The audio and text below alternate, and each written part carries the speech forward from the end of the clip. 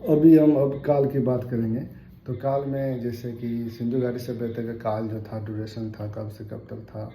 तो सिंधु घाटी सभ्यता का जो जॉन मार्शल थे, आप लोग को बताया है कि जॉन मार्शल कौन था। जॉन मार्शल जो पुरातत्व विभाग का हेड था, तो उसके अनुसार 3250 से लेकर 2750 तक का बीच को माना गया है सिंधु घाटी सभ्यता, ठीक है।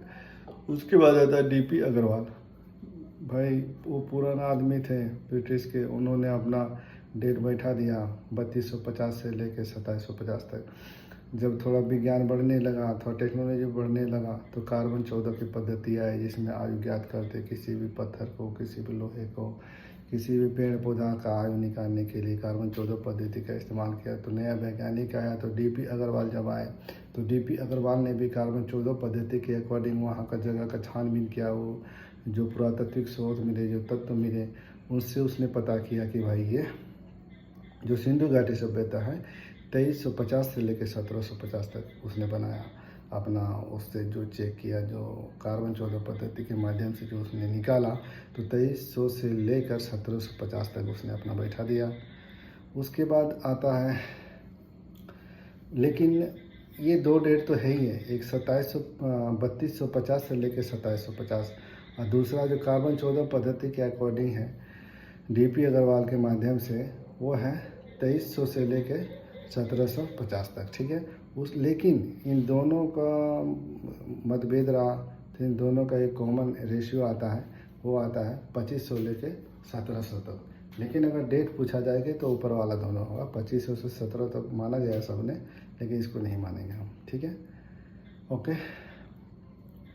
अब आते हैं हम, अभी आते नामांकन में। नामांकन में भी थोड़ा देखेंगे। हमने खोजकर्ता के बारे में पता कर लिया, काल के बारे में पता कर लिया। अभी नामांकन के बारे में पता करेंगे कि सिंधु घाटी सभ्यता का नामांकन कैसे कैसे हुआ। तो सिंधु घाटी सभ्यता का नामांकन, पहले सिंधु घाटी सभ्यता थी, तो उसका नाम पहले सिंधु घाटी सभ्यता थी। उनका नाम पहले सिंधु घाटी सभ्यता क्यों आया?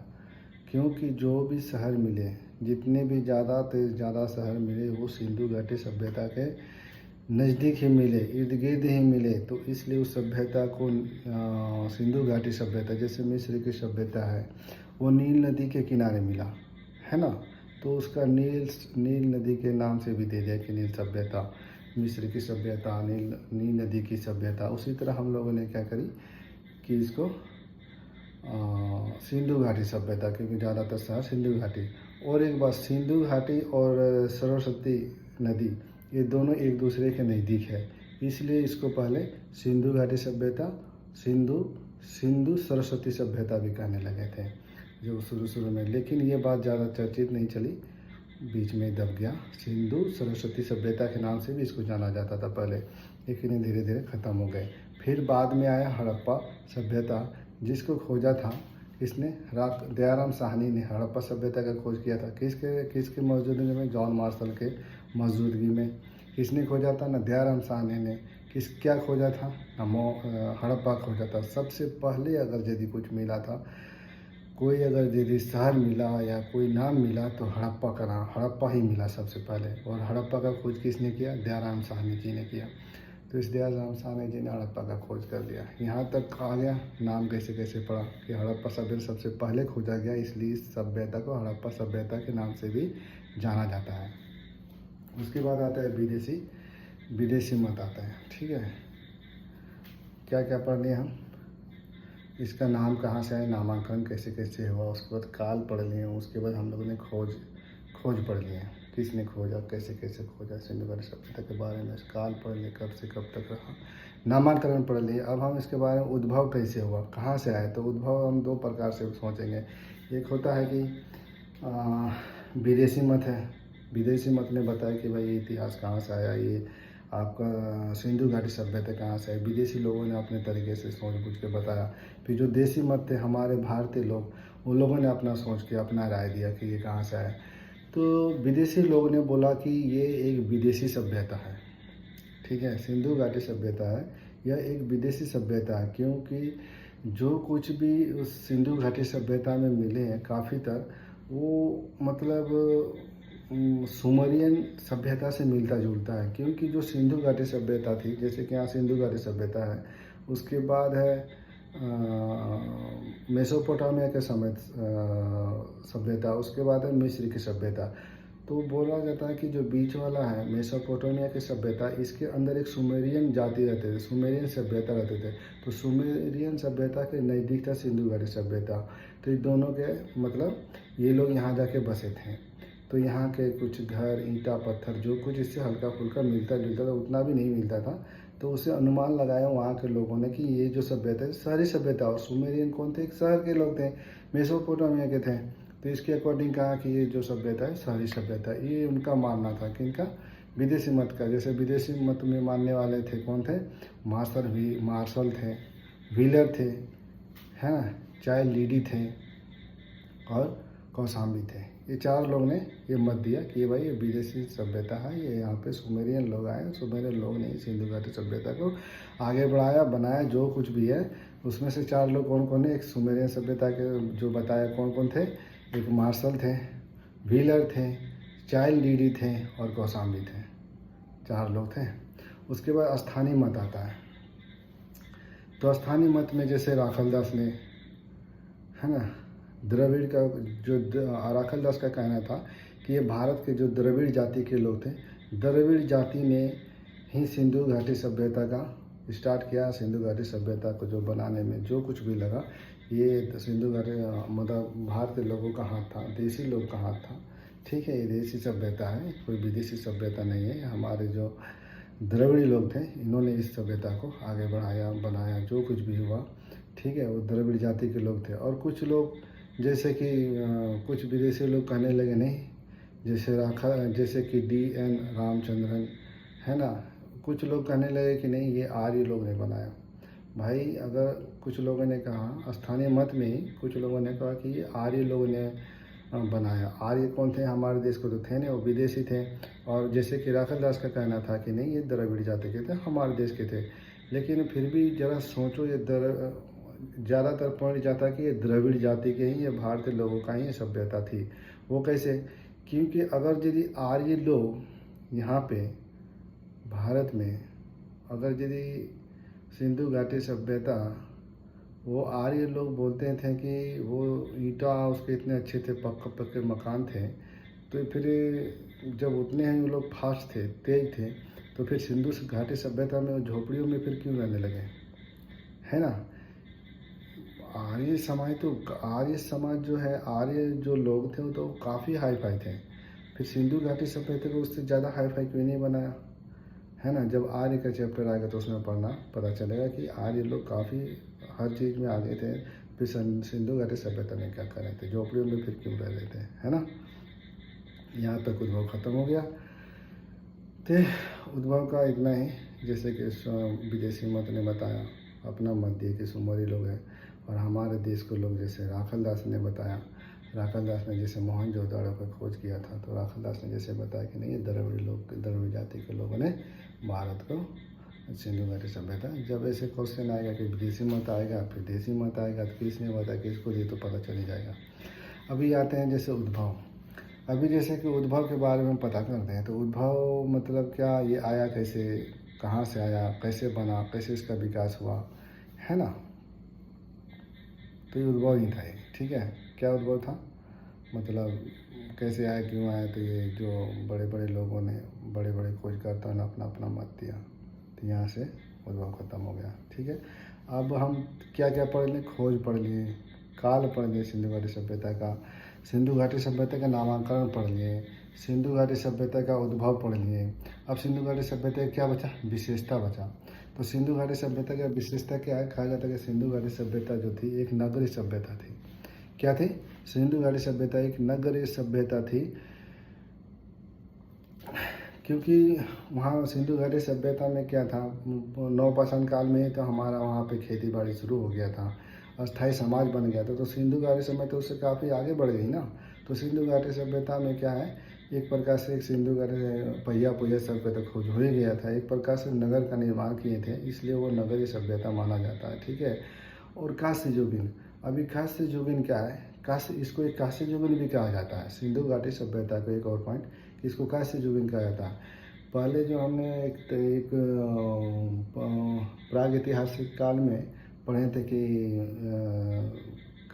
ताम्र पाषाण काल, ताम्र युग है ना। तो तांबा और टीना से मिल के कांसा बनता है। तांबा धातु है और टीना एक धातु है, वो दोनों धातु मिलकर कांसा का निर्माण करता है, कांसा बनाते हैं। तो इस युग में इस सिंधु घाटी सभ्यता के काल में, इस सभ्यता में बहुत ही ज़्यादा मात्रा में कांसा का इस्तेमाल हुआ, इसलिए इसको कांस्य युगीन कहा गया। फिर आदि ऐतिहासिक काल, इस काल को हम आदि ऐतिहासिक काल कहते हैं। क्यों इस काल को हम आदि ऐतिहासिक काल कहते हैं? क्यों, ये तो आप लोगों को पता है। इसलिए इस काल को हम आदि ऐतिहासिक काल कहते हैं क्योंकि इस काल में जो कुछ भी मिला हमें, इस सिंधु घाटी सभ्यता में जो कुछ भी मिला हमको, लिखित मिला है, लेकिन इसको हम पढ़ नहीं पाए, इसलिए इसको आधा ही बोले हैं। आदि ऐतिहासिक काल इसको बोलते हैं। क्या बोलते हैं? क्योंकि इसको लिखा है, पुरातात्विक स्रोत तो मिला है, लेकिन क्या है, जो कुछ भी सिंधु घाटी सभ्यता में पता चला, किया, काम के जो कुछ भी हुआ है, वो क्या है, पुरातात्विक स्रोत के माध्यम से मिले, हमें लिखित स्रोत में कुछ नहीं मिला है। इसलिए सिंधु घाटी सभ्यता को हम आदि ऐतिहासिक काल ही कहेंगे। और एक विशेषता कि शांति प्रिय सभ्यता थी। क्या थी? ये एक शांति प्रिय सभ्यता थी। सिंधु घाटी सभ्यता क्या थी? एक शांति प्रिय सभ्यता थी कि यहाँ पे लड़ाई झगड़ा, कोई भी राज विस्तार हुआ या राज खेती बाड़ी के लिए लोग जैसे कि लड़ते नहीं हैं। जैसे अभी देखता है, कभी प्लासी का युद्ध हो गया, बक्सर का युद्ध हो गया, पानीपत का लड़ाई हो गया, अकबर बाबर, दुनिया भर का लड़ाई जो शुरू होता है वो ज़मीन जगह के लिए होता है ना। कोई इन लोगों में शांति नहीं थी। तो वो उस समय की जो व्यवस्था थी, उस समय की जो सभ्यता थी, सिंधु घाटी सभ्यता जो थी, वो एक शांति प्रिय थे। ना उसमें झगड़ा हुआ, ना लड़ाई हुआ, मस्त रहे सब लोग, खुशहाल रहे ज़िंदगी। ठीक है। उसके बाद व्यापार प्रधान, क्योंकि उस समय, अभी एक और विशेषता, व्यापार प्रधान क्यों?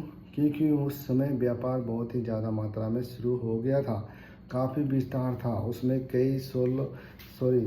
कई बड़े बड़े शहर बने, मोहनजोदड़ो है ना, और मोहनजोदड़ो था, हड़प्पा था, ऐसे ऐसे काफ़ी शहर बने जो एक दूसरे के काफ़ी मेल मिलाप था, एक दूसरे से व्यापार आदान प्रदान करते थे, है ना।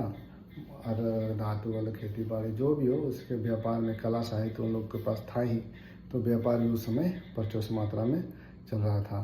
फिर ये क्या है? विस्तृत सभ्यता। यह बोलता है कि नील नदी, मिस्र की नदी, ऐसे ऐसे अगर यदि दो सभ्यता को मिला दिया जाए तो ये एक सिंधु घाटी सभ्यता बनता है। लेकिन सिंधु घाटी सभ्यता दो सभ्यताओं के बराबर माना जाता है। सिंधु घाटी सभ्यता इतना ही बड़ा था, इसलिए इसको विस्तृत सभ्यता, काफ़ी बड़ा सभ्यता था जो भारत में था, सिंधु घाटी सभ्यता। उसके बाद आता है राजनीतिक कारण, आर्थिक कारण और सामाजिक कारण और सांस्कृतिक कारण। ये राजनीतिक कारण क्या है कि राजनीतिक कारण क्या है, जहाँ पे लोग समझ लो कि लड़ाई झगड़ा शुरू हो गया तो राजनीतिक वहाँ घुस ही गया है। ठीक है। तो ये लड़ाई झगड़ा शुरू हो गया तो राजनीतिक वहाँ घुसना ही घुसना है। लेकिन उस समय क्या लड़ाई झगड़ा था? राजनीतिक समझो कि नहीं के बराबर ही थे। उस समय तो दो ही लोग थे ना, एक उच्च वर्ग, निम्न वर्ग। तो हमें नहीं लगता कि राजनीतिक का उतना उसमें परचोस रहा। ये जब मेंस वाले में आएगा तो राजनीति के बारे में डिटेल पढ़ लेना। उसके बाद आर्थिक कारण अगर यदि पूछा जाए तो आर्थिक कारण तो पता ठीक ही ठाक था, है ना। क्योंकि आर्थिक कारण ठीक ठाक कैसे था? क्योंकि उस समय पे कृषि शुरू हो गया था, पशुपालन शुरू हो ही गया था, और लोग अपना गाँव घर बना ही लिए थे, एकदम फर्स्ट क्लास चल रहा था। तो आर्थिक कारण वही कृषि, खेती बाड़ी, मतलब ये सब आर्थिक कारण में आ जाते हैं, ठीक ठाक था। और सामाजिक कारण भी ठीक ही रहा, क्योंकि समाज उसमें दो वर्गों में बांटा था, एक उच्च वर्ग और निम्न वर्ग, एक धनी वर्ग और एक व्यापारी वर्ग और एक निम्न वर्ग। बोलता है कि उस समय जब ये समाज के बारे में, वर्गों के बारे में पता चलेगा, जब हम ऋग्वेद में आएंगे तो उसमें हमें वेदों का ज्ञान होगा, समाज का ज्ञान होगा, समाज कितने भागों में बांटे थे, लोगों के वर्गों में बांटा था, ये हम वैदिक काल में पढ़ेंगे।